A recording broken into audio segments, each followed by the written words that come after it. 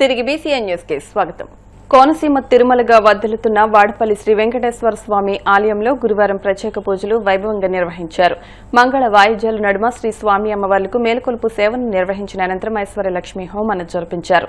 అర్చకులు శ్రీ స్వామి అమ్మవార్ల వసంత మండపంలో అష్టోత్తర పూజలు నిర్వహించగా ప్రత్యేక అలంకరణలో ఉన్న స్వామిని దర్శించుకుని భక్తులు తరించిపోయారు. చందల్లావణ్యాదాయ నమః శ్రీ వెంకటేశాయ నమః నారాయణాయ నమః శ్రీ వెంకటేశాయ నమః బ్రహ్మక్షాయ నమః శంకరగ్రహమథలాయ నమః దుఃఖవిగ్రహాయ నమః శ్రీ వెంకటేశాయ నమః కేశవాయ నమః నిత్యయవనమూర్తయ నమః శ్రీ వెంకటేశాయ నమః తదాయ నమః శ్రీ వెంకటేశాయ నమః కిన్నరరావరంద ప్రదానాయ నమః విభవాయ నమః వైఖానసరత్తమనబోధాయ నమః వెంకటేశాయ నమః సింహాచలవాసాయ నమః శ్రీ వెంకటేశాయ నమః శ్రీమన్నారాయణాయ నమః వెంకటేశాయ నమః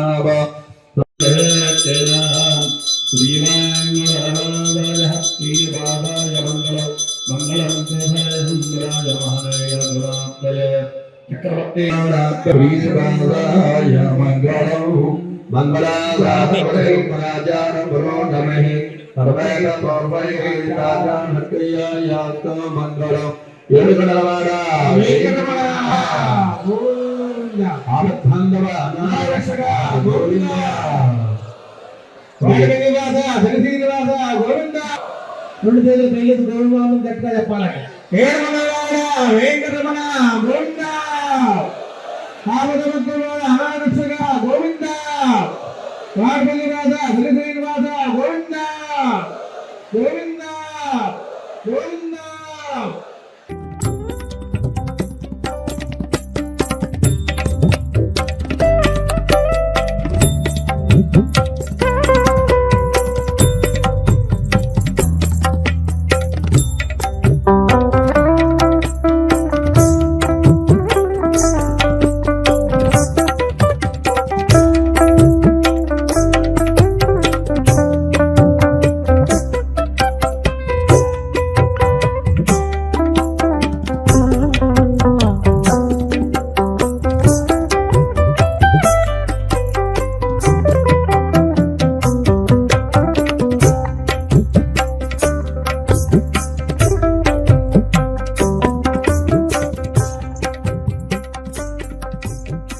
అభివృద్ధిలో తాడేపల్లిగూడెం నియోజకవర్గం రాష్ట్ర స్థాయిలో ప్రథమ స్థానంలో ఉండేందుకు సమగ్ర ప్రణాళికతో పనిచేస్తున్నామని అందరూ సహకరించాలని రాష్ట్ర ప్రభుత్వ విప్ ఎమ్మెల్యే బొలిశెట్టి శ్రీనివాస్ కోరారు.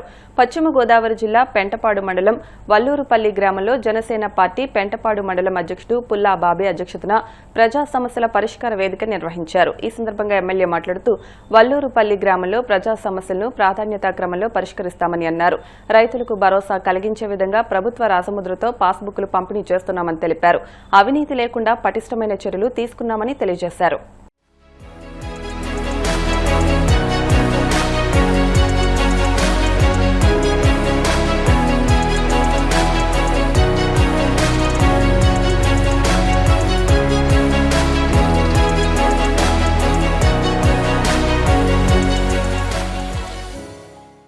రాష్ట్ర వ్యాప్తంగా అన్ని చోట్ల కూడా గత ప్రభుత్వంలో వివాదాలు మయం చేసి రైతుల్ని ఇబ్బంది పెట్టినటువంటి సర్వే కార్యక్రమాన్ని ఈ ప్రభుత్వం పూర్తిగా అన్ని చోట్ల కూడా సర్వే చేసి కొన్ని వివాదాలు పరిష్కారం చేయడం జరిగింది.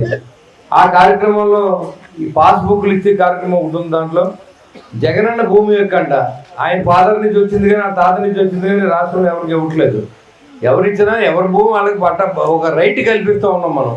దాని మీద మీ పేరు లేని అవసరం లేదు. ఇది ప్రభుత్వం యొక్క భూమి, ఎవరు సొంత భూమి ఉండదు.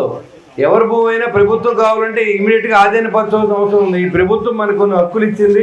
హక్కుల్లో భాగంగా రాజముద్రేసి ఇది ఆంధ్రప్రదేశ్ ప్రభుత్వం రెవెన్యూ శాఖ ఇవ్వాల్సిన పుస్తకానికి జగనన్న హక్కు పన్ను ఇచ్చేదానికి మరి గౌరవ చంద్రబాబు నాయుడు గారు, పవన్ కళ్యాణ్ గారు అందరూ కూడా ప్రజల్లో తిరిగినప్పుడు మీ భూమిని యొక్క హక్కుని పూర్తిగా మీకు ఇస్తాం. ఈ పాస్బుక్లు, ఈ రంగులు పిచ్చి, ఈ బొమ్మలు పిచ్చి అన్ని తీసేసి సర్వేరాల మీద కూడా బొమ్మలు వేసుకుని దాదాపు 895 కోట్లను వృధా చేసినటువంటి గత ప్రభుత్వం తీరుని మరి ఆ రోజు తప్పుపడుతూ ఈరోజు మనం సంస్కరణ చేయాలి, మన ఆర్థిక ఇబ్బందులు ఉన్నప్పుడు కూడా ఆలోచన చేసి ఇవాళ ఈ పాస్బుక్లు ఇచ్చే కార్యక్రమాలు చేపట్టినందుకు వారికి ముందుగా ధన్యవాదాలు తెలియజేసుకుంటూ ఈ ప్రభుత్వం ఒక నెల మనం గడవాలంటే ఈ ఒల్లూరుపల్లి ఒక గ్రామంలోనే దాదాపు 15,02,500 రూపాయలు పెన్షన్లు ఇస్తూ ఉంది. చిన్న గ్రామం అని గంగరాజు గారు చెప్పారు. ఈ చిన్న గ్రామం మెయింటెనెన్స్ మీ అందరూ తెలుసుకోవాల్సి అవుతుంది. ప్రభుత్వం మన కోసం ఏం చేస్తుంది అనేది ముందు మీరు తెలియజేసుకున్నాం. ప్రభుత్వం తరఫున తల్లికి వందనం కింద 37,31,000 సంవత్సరానికి ఇస్తూ ఉన్నాం. ఆటో డ్రైవర్ సేవలో 2,70,000 ఇస్తూ ఉన్నాం.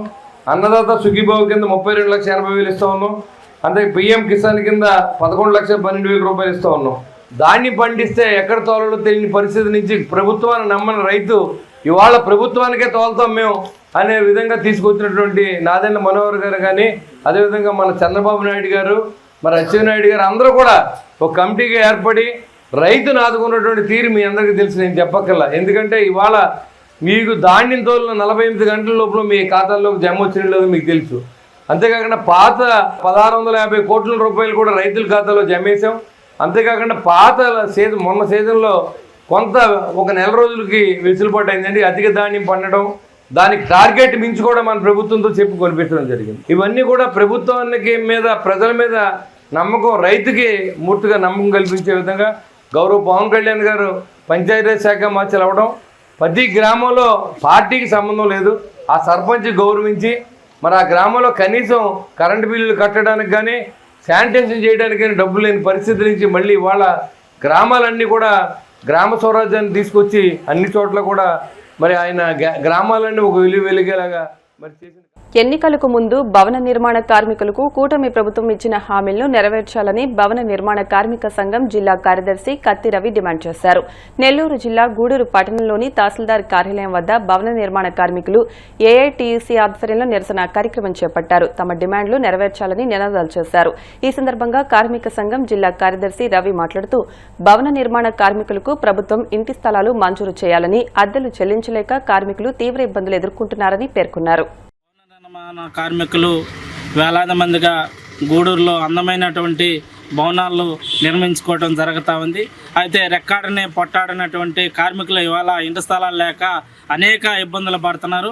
ఈరోజు ఇంటి రెంట్ కట్టుకోలేనటువంటి పరిస్థితిలో కొంతమంది అయితే ఒకే కుటుంబంలో 2-3 కుటుంబాలుగా నడిచేటువంటి పరిస్థితి ఉంది. అన్నదమ్ములుగా ఇల్లు అద్దె కట్టుకోవాలంటే స్కూల్ ఫీజు కట్టుకోలేనటువంటి పరిస్థితుల్లో ఈరోజు భవన నిర్మాణ కార్మికులు ఎదురు చూస్తున్నారు. అందుకే ఏదైతే రాష్ట్ర ప్రభుత్వం ఎన్నికల ముందు ఇచ్చినటువంటి హామీలను భవన నిర్మాణ కార్మికులు ఇంటి స్థలాలు ఇస్తాననేసి ఆ రోజు అనేక హామీలు ఇవ్వడం జరిగింది. ఈరోజు అధికారంలోకి వచ్చి 2 సంవత్సరాలు గడుస్తూ ఉన్నప్పటికి కూడా ఈరోజు భవన నిర్మాణ కార్మికులు సంక్షేమ బోర్డు కావచ్చు, లేకపోతే వాళ్ళకి ఏదైతే పెండింగ్లో ఉన్నటువంటి స్కీమ్లు అన్నీ ఆగిపోయినటువంటి పరిస్థితి కనబడుతుంది. ఇప్పటికైనా ఈ రాష్ట్ర ప్రభుత్వం భవన నిర్మాణ కార్మికులను ఆదుకోవాలనేసి ఏఐటీసీగా భవన నిర్మాణ కార్మిక సంఘం జిల్లా కార్యదర్శి నా పేరు కత్తి రవి డిమాండ్ చేస్తున్నాం. లేని పక్షంలో రాష్ట్ర వ్యాప్తంగా ఉన్నటువంటి కార్మికులందరూ సమీకరించి ఈ రాష్ట్ర ప్రభుత్వానికి బుద్ధి చెప్తామనేసి కూడా తెలియజేస్తాం. అంతా కూడా పేదవాళ్ళు, నిరుపేదలు వీళ్ళందరూ కూడా ఇంటి స్థలాలు కానీ ఇంటి పట్టాలు కూడా లేనటువంటి పరిస్థితి. ఏదైతే లాస్ట్ గవర్నమెంట్లో 1.5 సెంటు 1 సెంట్ ఇచ్చి దాన్ని అందరు ఫ్యామిలీస్ సర్దుకోవాలంటే కూడా అనేక రకాలుగా ఒకే ఇంట్లో 2-3 కుటుంబాలు ఉండటం వాళ్ళందరికీ జీవనానికి కూడా చాలా ఇబ్బందిగా ఉంది. అందుకని ఇప్పుడున్న ప్రభుత్వం, కూటమి ప్రభుత్వం ఎన్నికలు ఇచ్చే హామీ ప్రకారం కూడా వీళ్ళందరికీ ఇళ్ల స్థలాలు ఇవ్వాలని, అదేవిధంగా ప్రతి ఒక్కరికి ఇల్లు కట్టుకునేందుకు సహాయం కూడా 5 లక్షలు ఇస్తామని చెప్పారు. చంద్రబాబు నాయుడు గారు చెప్పారు. దాని ప్రకారం ఈరోజు అందరూ కూడా 5 లక్షలు ఇవ్వాలని ఇల్లు కట్టుకునేదానికి.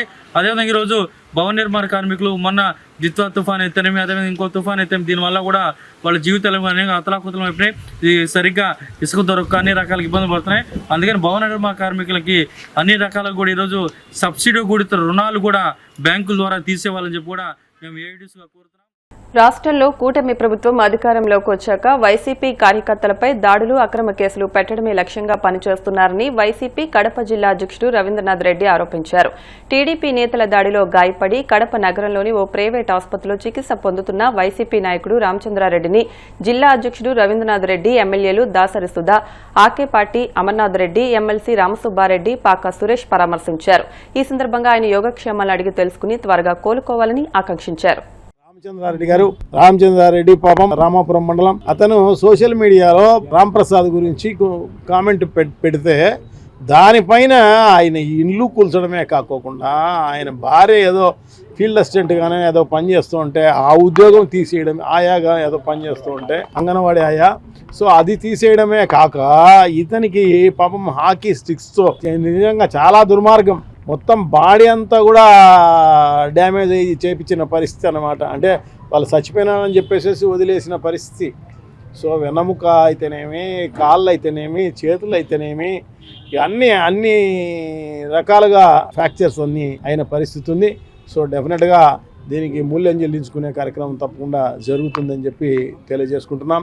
సో తప్పకుండా దీంట్లో ఎవరైతే కొట్టారో వాళ్ళ పేర్లు పెట్టకోకుండా వేరే పేర్లతోటి కేసు రిజిస్టర్ చేయడమే కాకోకుండా సెక్షన్స్ కూడా బెయిలబుల్ సెక్షన్స్ చేసేసి ఆ రకంగా నీరు గార్చే కార్యక్రమం కూడా ఈ ప్రభుత్వం చేపట్టింది. సో ఇవన్నీ కూడా మేము ప్రైవేట్ కంప్లైంట్ వేసే కార్యక్రమం తప్పకుండా జరుగుతుంది. ఎక్కడైనా వైఎస్ఆర్ కాంగ్రెస్ పార్టీ కార్యకర్తలకు కానీ నాయకులకు కానీ ఎక్కడైనా కూడా ఇబ్బంది జరిగితే తప్పకుండా వైఎస్ఆర్ కాంగ్రెస్ పార్టీ మొత్తం నాయకులందరూ కూడా పాల్గొనే కార్యక్రమం చేస్తుంది. వాళ్ళకి సపోర్టుగా ఉండే కార్యక్రమం తప్పకుండా జరుగుతుంది అని చెప్పి తెలియజేస్తుంది. వార్తలు ముగించే ముందు ముఖ్యాంశాలు మరొకసారి. పోలవరం పనులపై సీఎం చంద్రబాబు సమీక్ష, నిర్వాసితుల పునరావాసంపై పూర్తి స్థాయిలో దృష్టి పెట్టాలని అధికారులకు సూచన. క్రమశిక్షణ పట్టుదలతో ప్రజలకు సేవ చేసేందుకే రాజకీయాల్లోకి వచ్చానన్న మంత్రి లోకేష్, సాక్షిపై పరువు నష్టం కేసులో తప్పకుండా గెలుస్తానని ధీమా. కార్పొరేట్ సామాజిక బాధ్యత కింద స్థానికంగా యువతకు ఓఎన్జీసీ కార్యకలాపాల్లో ఉద్యోగ అవకాశాలు కల్పించాలి, రాసోలి ఎమ్మెల్యే దేవవర ప్రసాద్ డిమాండ్. వాడపల్లి వెంకన్న ఆలయంలో ప్రత్యేక పూజలు, మంగళ వాయిద్యాల నడుమ శ్రీ స్వామి అమ్మవార్లకు మేల్కొలుపు సేవ, ఈశ్వరలక్ష్మి హోమం. ఈ వార్తలు ఇంతటితో సమాప్తం. మరిన్ని వార్తల కోసం BCN digital YouTube channel, Facebook page ని ఫాలో అవ్వండి. అప్డేట్ వార్తల కోసం ప్లీజ్ సబ్స్క్రైబ్.